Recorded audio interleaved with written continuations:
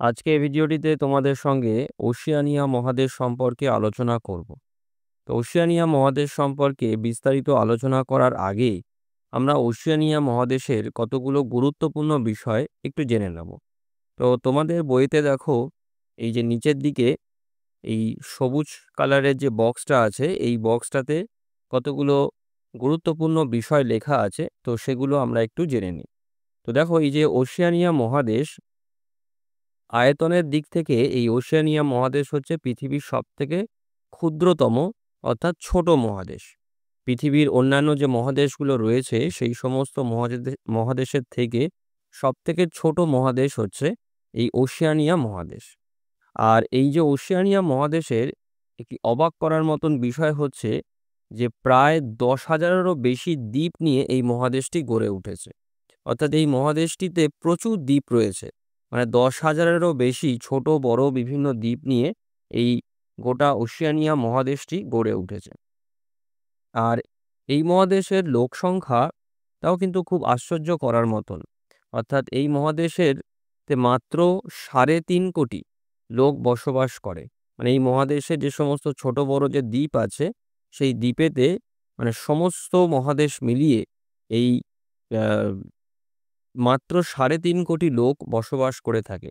এবং আমাদের পশ্চিমবঙ্গের যে মোট জনসংখ্যা, সেই পশ্চিমবঙ্গের জনসংখ্যার অর্ধেকেরও কম।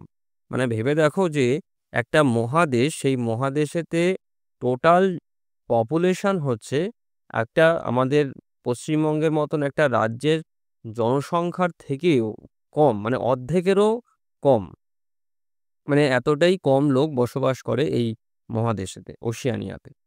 তারপরে দেখো, এই মহাদেশেতে বিচিত্র বিভিন্ন সব উদ্ভিদ এবং প্রাণীর বসবাস লক্ষ্য করা যায় এই মহাদেশেতে, এবং যাদেরকে পৃথিবীর আর কোনো মহাদেশেতে দেখতে পাওয়া যায় না। মানে পৃথিবীর অন্যান্য যে সমস্ত মহাদেশ, এশিয়া, আফ্রিকা, উত্তর আমেরিকা, দক্ষিণ আমেরিকা মতন মহাদেশগুলোতে এই প্রাণীদের বা এই উদ্ভিদের দেখতে পাওয়া যায় না। মানে এই ওশিয়ানিয়া মহাদেশেতেই সেই সমস্ত প্রাণীরা এবং উদ্ভিদরা বসবাস করে।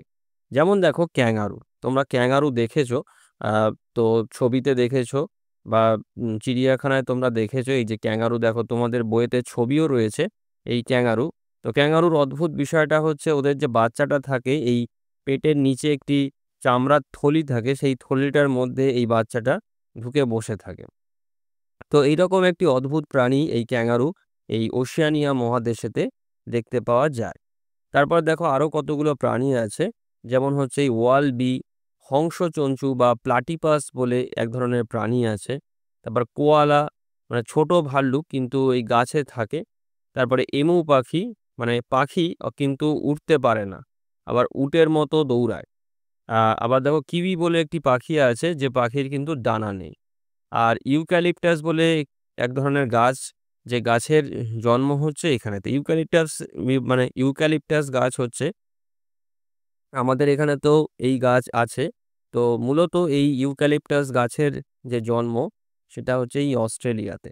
এছাড়াতে জারা, কারি প্রভৃতি চিরহরিৎ ধরনের গাছ এই মহাদেশেতে দেখতে পাওয়া যায়। কিন্তু সব থেকে অদ্ভুত যে বিষয় বা অদ্ভুত যে জিনিসগুলো, মানে জিনিস বলবো না, যে প্রাণীগুলো আছে, যেরকম এই যে এমু বা কিউই পাখি বা এই যে ওয়ালবি বা হংসচঞ্চুর মতন প্রাণী, এরা হচ্ছে এই মহাদেশেতে লক্ষ্য করা যায়, যেটা পৃথিবীর আর অন্যান্য মহাদেশেতে দেখা যায় না। এমনকি আফ্রিকা মহাদেশেতেও, যেখানেতে বিভিন্ন রকমের বন্য প্রাণীর সমাবেশ লক্ষ্য করা যায়, সেই আফ্রিকা মহাদেশেতেও কিন্তু এই বিচিত্র প্রজাতির প্রাণীর কিন্তু দেখা পাওয়া যায় না এটা। তারপর দেখো, এই যে ওশেনিয়া মহাদেশেতে, এই মহাদেশের অর্থনীতির একটা বড় অংশ হচ্ছে পর্যটন। মানে পৃথিবীর অন্যান্য মহাদেশ থেকে বা বিভিন্ন দেশ থেকে এই মহাদেশেতে প্রতি বছর প্রচুর মানুষ, মানে প্রায় 1,20,00,000 লোক এখানেতে বেড়াতে আসে, এবং যেটা এই দেশের অর্থনীতির ক্ষেত্রে একটি সমৃদ্ধির কারণ বা মানে ইনকামের একটা সোর্স এই মহাদেশে। আর আরেকটা ইন্টারেস্টিং বিষয় দেখো, যে বেশিরভাগ অঞ্চল যেহেতু দক্ষিণ গোলার্ধে, তাই জুন জুলাই মাস শীতকাল আর ডিসেম্বর জানুয়ারি মাস হচ্ছে গরমকাল। তো দেখো, উত্তর গোলার্ধে যখন যে ঋতু থাকে, দক্ষিণ গোলার্ধে তার বিপরীত ঋতু দেখা যায়। তো আমরা সবাই হচ্ছে উত্তর গোলার্ধের বাসিন্দা। তো আমাদের এখানেতে যখন গ্রীষ্মকাল থাকে, তখন এই ওশেনিয়া, কারণ ওশেনিয়া মহাদেশের বেশিরভাগটাই হচ্ছে দক্ষিণ গোলার্ধে অবস্থিত। তো যে কারণেতে আমাদের এখানেতে যখন গ্রীষ্মকাল থাকে, মানে গরমকাল থাকে, তখন ওশেনিয়াতে শীতকাল থাকে। আর আমাদের এখানেতে যখন শীতকাল থাকে, তখন ওশেনিয়াতে গরমকাল থাকে। তো বিশেষত আমাদের এখানেতে উত্তর গোলার্ধেতে জুন জুলাই মাস সাথে গরমকাল থাকে। আর যেটা উল্টোটা হয় হচ্ছে এই দক্ষিণ গোলার্ধে অর্থাৎ ওশেনিয়া মহাদেশেতে, যেখানেতে এই জুন জুলাই মাস হচ্ছে শীতকাল। আর ডিসেম্বর জানুয়ারি মাসেতে আমাদের এই উত্তর গোলার্ধেতে শীতকাল থাকে, কিন্তু দক্ষিণ গোলার্ধেতে এই এই ডিসেম্বর জানুয়ারি মাস হচ্ছে গরমকাল। তো এইগুলো হচ্ছে গুরুত্বপূর্ণ তথ্য, যেগুলো হচ্ছে এই ওশেনিয়া মহাদেশ সম্পর্কে প্রথমে আমাদের জেনে রাখা দরকার। আর দেখো, তোমাদের বইয়েতে কিছু ছবিও দেওয়া রয়েছে, ইন্টারেস্টিং ছবি রয়েছে। যেরকম দেখো, ইস্টার আইল্যান্ডের রহস্যময় মূর্তি। এই যে মূর্তিগুলো আছে, দেখো এই মূর্তিগুলো কবে তৈরি হয়েছিল, কারা তৈরি করেছিল, এগুলো সম্পর্কে কিন্তু বিশেষ তথ্য আমাদের কাছেতে নেই। যেহেতু যে কারণেতেই এই মূর্তিগুলো হচ্ছে একটি রহস্যময় হিসেবে আমাদের কাছে মানে রয়ে গিয়েছে, বা এই মূর্তিগুলো কাদের এই অদ্ভুতভাবে রয়েছে, সেগুলোও কিন্তু আমাদের মানে মানে বিশেষভাবে জানা নেই আমাদের। তারপর দেখো, মৌনা লোয়া পৃথিবীর সবথেকে উচ্চতম আগ্নেয়গিরির মধ্যে একটি। তো এই মৌনা লোয়া হচ্ছে এই মহাদেশেতে অবস্থিত। তারপর পৃথিবীর গভীরতম সামুদ্রিক খাত মারিয়ানা খাত, যেটি প্রশান্ত মহাসাগরেতে অবস্থিত, তো সেটাও হচ্ছে এই মহাদেশের মানে মধ্যে যে প্রশান্ত মহাসাগরের যে অংশটি রয়েছে তার মধ্যেই পড়ে। তারপর দেখো, পৃথিবীর দীর্ঘতম প্রবাল প্রাচীর গ্রেট ব্যারিয়ার রিফ, তো যেটাও হচ্ছে এই মহাদেশেতে অবস্থিত। তো এটা সম্পর্কে আমরা জানবো, আমাদের আছে ভিতরেতে। তো তার আগে আমাদের প্রথমেতে ছবির মাধ্যমেতে এটাকে দেখানো হয়েছে যে কি কি গুরুত্বপূর্ণ বিষয় আমাদের এই মহাদেশের মধ্যে আমরা পড়তে চলেছি। তারপর দেখো, সিডনি হারবার ব্রিজ, যেটা অস্ট্রেলিয়ার সিডনি শহরেতে রয়েছে। তারপরে দেখো, এই যে ক্যাঙ্গারু, যে অদ্ভুত প্রাণী, এটা সম্পর্কে তো বললামই আমি। তো এইগুলো আমাদের ওশেনিয়া মহাদেশের গুরুত্বপূর্ণ বিষয়, যেগুলো সম্পর্কে আমরা বিস্তারিত এই মহাদেশ সম্পর্কে আরো যত আলোচনা করব বা পড়বো যখন, তখন আরো জানতে পারবো। তো এবারে দেখো, পরের পৃষ্ঠাতে আমাদের কি বলছে দেখো। তো এখানেতে একটি ম্যাপ আছে ওশেনিয়া মহাদেশের। তো সেটা তোমরা খুব ভালো করে দেখবে। দেখো, এই ম্যাপটা দেখলেই দেখতে পাবে যে আমাদের আগের যে মহাদেশগুলো সম্পর্কে আমরা যে পড়েছি বা ম্যাপগুলো দেখেছি, সেখানে দেখবে যে একটা বড় ভূখণ্ড আমরা দেখতে পাই।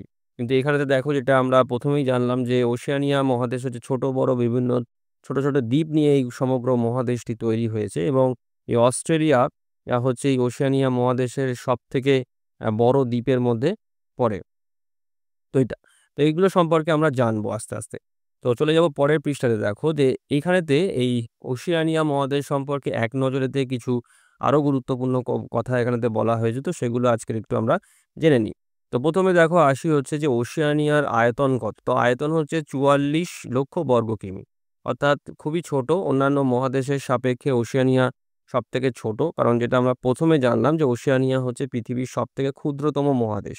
তো যার আয়তন হচ্ছে 44 লক্ষ বর্গ কিমি। তো এর যে সীমানা আছে, সীমানাটা কতটা পর্যন্ত আছে এবং কি কি আছে সীমানাতে।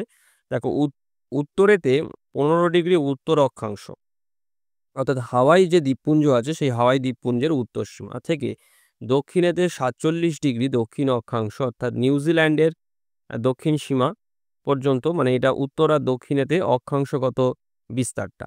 আর দ্রাঘিমাংশগত বিস্তারটা কি আছে দেখো, যে পশ্চিমে 114 ডিগ্রি পূর্ব দ্রাঘিমা, অর্থাৎ অস্ট্রেলিয়ার পশ্চিম সীমা থেকে 134 ডিগ্রি পশ্চিম দ্রাঘিমা, অর্থাৎ গ্যাম্বিয়ার দ্বীপপুঞ্জ পর্যন্ত বিস্তৃত।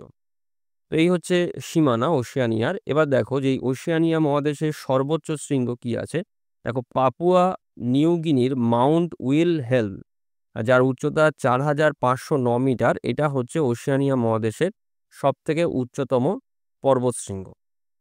দীর্ঘতম নদী কি আছে, দীর্ঘতম নদী হচ্ছে অস্ট্রেলিয়ার মারে ডার্লিং, যার দৈর্ঘ্য হচ্ছে 3752 কিলোমিটার। তো এই মারে ডার্লিং অববাহিকা সম্পর্কে আমাদের আলাদা করে পড়তে হবে। তো সেটা যখন পড়াবো, তখন তোমরা এটা সম্পর্কে আরো বিস্তারিত জানতে পারবে। দেশের সংখ্যা কটা আছে। সার্বভৌম দেশের সংখ্যা হচ্ছে 14টি, আর নির্ভরশীল দেশের সংখ্যা হচ্ছে 21টি। আর ক্ষুদ্রতম দেশ হচ্ছে নাউরু, আর বৃহত্তম দেশ হচ্ছে অস্ট্রেলিয়া। তো এই দুটো খুবই ইম্পর্টেন্ট। আমাদের ওশেনিয়া মহাদেশের সব থেকে বড় দেশ হচ্ছে অস্ট্রেলিয়া, আর সব থেকে ছোট দেশ হচ্ছে এই নাউরু। এই দুটো। আর জনসংখ্যা দেখো এক্স্যাক্টলি যে জনসংখ্যা এটা ওশেনিয়া মহাদেশেতে যেটা ২০১১ সালেতে যেটা ছিল সেটা হচ্ছে কত না এই যে সংখ্যা এটা রয়েছে দেখো এখানেতে ৩,৫১,৬২,৬৭০ জন লোক হচ্ছে এই ২০১১ সালেতে এই ওশেনিয়া মহাদেশেতে বসবাস করত। আর ভাষা দেখো এখানেতে ভাষা আছে ২৮টি ভাষা আছে। বিভিন্ন দ্বীপগুলোতে বিভিন্ন জনজাতির যে মানুষ আছে তারা হচ্ছে এই ২৮ রকমের ভাষাতে কথা বলে। এমন নয় যে কোনো ব্যক্তি ২৮ টা ভাষাতেই কথা বলে তা নয়। তো বিভিন্ন দ্বীপগুলোতে বা বিভিন্ন অঞ্চলেতে এই ২৮ রকমের ভাষায় কথাবার্তা বলা হয়ে থাকে। আর প্রধান শহর কি আছে দেখো এই যে Canberra, Sydney, Melbourne, Partha, Adelaide, Hobart এগুলো হচ্ছে অস্ট্রেলিয়ার বিখ্যাত সমস্ত শহর। আর ওয়েলিংটন, অকল্যান্ড এগুলো হচ্ছে নিউজিল্যান্ডের বিখ্যাত শহর। আর পোর্ট মোরেসবি হচ্ছে পাপুয়া নিউগিনির একটি বিখ্যাত শহর। তো এইগুলো। এরপরেতে দেখো যেখানেতে আরেকটা ইন্টারেস্টিং যে বিষয় যেটা রয়েছে যে এই যে ওশেনিয়া মহাদেশের ওশেনিয়া অভিযান অর্থাৎ এই যে মহাদেশের যে আবিষ্কারটা বা এই মহাদেশের অভিযানটা কবে শুরু হয়েছিল দেখো। এই যে ইউরোপীয়দের মানে ইউরোপ মহাদেশ থেকেতে যে নাবিকেরা সমুদ্র ভ্রমণেতে যখন বেরোতো আরকি। তো তাদের দ্বারাই হচ্ছে এই ওশেনিয়া মহাদেশটি আবিষ্কার হয়। তো এই যে মানে ইউরোপীয়দের অভিযানের আগে এই ওশেনিয়া দ্বীপগুলিতে বসবাস করত বিভিন্ন আদিবাসীরা। মানে যখন এই মহাদেশের এই বিভিন্ন দ্বীপগুলো যখন মানে বিশ্ববাসীর থেকে মানে পৃথিবীর অন্যান্য মহাদেশের থেকে যখন সম্পূর্ণ বিচ্ছিন্ন ছিল, কেউ যখনও এই মহাদেশগুলোতে এসে পারেনি, মানে ইউরোপীয়রা যখনও হচ্ছে এই মহাদেশেতে এসে পারেনি, তার আগে হচ্ছে কি হতো না এই ওশেনিয়ার বিভিন্ন দ্বীপগুলোতে বিভিন্ন আদিবাসীরা বসবাস করত। যেরকম হচ্ছে এই যে অস্ট্রেলিয়াতে এই যে অ্যাবরিজিনাল, তারপরেতে নিউজিল্যান্ডে হচ্ছে মাউরি, তারপরেতে এই ১৬শ শতাব্দীতে এই যে ফার্দিনান্দ ম্যাগেলান তার বিখ্যাত পৃথিবী পরিভ্রমণের সময়তে এই ম্যারিনাস সহ কয়েকটি দ্বীপের সন্ধান পান। মানে এই ওশেনিয়া মহাদেশের সংলগ্ন এই ম্যারিনাস সহ আরও কয়েকটি দ্বীপের সন্ধান পেয়েছিলেন। তারপরেতে দেখো কারণ তোমরা জানো যে এই যে ফার্দিনান্দ ম্যাগেলান হচ্ছে মানে সমগ্র পৃথিবী পরিভ্রমণেতে বেরিয়েছিল এই সমুদ্র পথেতে এবং সেই সময়তে তিনি যখন এই ওশেনিয়া মহাদেশ সের কাছের থেকে যখন উনি যাচ্ছিলেন তখন এই সময়তে এই মহাদেশের বিভিন্ন দ্বীপগুলোর মধ্যে থেকে এই ম্যারিনাস সহ কয়েকটা ছোট দ্বীপের উনি সন্ধান পেয়েছিলেন। তারপরে দেখো ১৯৪৪ সালে ডাচ নাবিক এবেল তাসমান এই অস্ট্রেলিয়া, নিউজিল্যান্ড, টোঙ্গা, ফিজি দ্বীপপুঞ্জেতে পৌঁছান। ডাচ নাবিক মানে হচ্ছে এই এই এই এবেল তাসমান হচ্ছে যে অস্ট্রেলিয়া বলে যে দেশটি যেটা সবথেকে বড় যে দেশ ওশেনিয়া মহাদেশে। তো সেই মানে অস্ট্রেলিয়াতে এবং নিউজিল্যান্ডেতে এবং তার সঙ্গে টোঙ্গা এবং ফিজি দ্বীপপুঞ্জেতে উনি পৌঁছান। এবং তারপরেতে দেখো ১৭৭০ সালে জেমস কুক অস্ট্রেলিয়ার পূর্ব উপকূল বরাবর সিডনি ও প্রশান্ত মহাসাগরের বিভিন্ন দ্বীপে পা রাখেন। অর্থাৎ সেই পথ ধরে মানে ১৬৪৪ সালে এই এবেল তাসমান আসলেন। তারপরেতে দেখো দীর্ঘ বছর পেরিয়ে যাওয়ার পরেতে এই ১৭৭০ সালেতে জেমস কুক আবার অভিযান চালিয়ে হচ্ছে এই ওশেনিয়া মহাদেশেতে আসেন। তার পরবর্তীকালেতে দেখো এই ১৭৮৯ সালে ব্রিটিশ রয়্যাল নৌবাহিনীর বিদ্রোহীরা এই পিটকেয়ার্ন দ্বীপে স্থায়ীভাবে বসবাস শুরু করেন।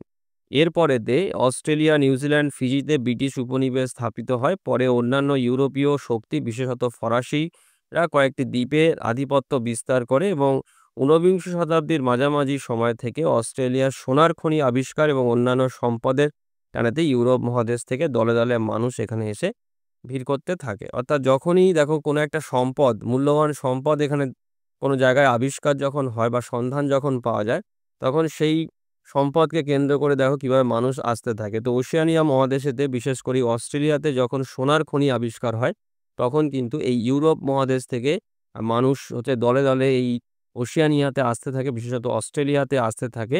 এই সোনার খনির সন্ধানে সোনা খুঁজে বার করে মানে মানে ধনী হওয়ার আশাতে হচ্ছে এখানেতে এসে সোনার খোঁজ করতে শুরু করে এবং আস্তে কি হয় ওশেনিয়া মহাদেশেতে মানে জনসংখ্যা বাড়তে থাকে বা মানুষ স্থায়ীভাবে বসতি গড়ে তুলতে থাকে।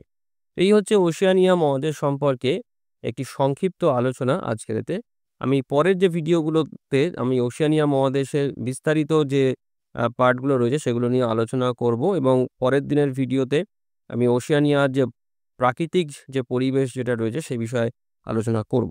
তো আজকের ভিডিওটি আমি এখানেতেই শেষ করলাম। সবাই ভালো থেকো। Thank you.